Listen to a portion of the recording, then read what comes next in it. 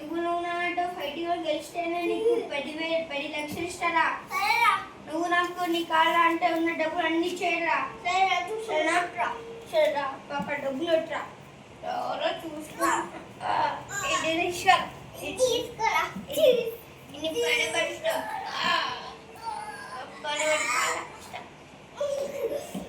ఎందుకేరా బచ్చా నా ఊరిపోడా వీళ్ళ బచ్చా next time వెళ్ళిపోవడం కలిసి నా డబ్బు నాకు ఇచ్చేసి అవి ఇంకా బెట్ట డబ్బులన్నీ నేనే గెలిచిన.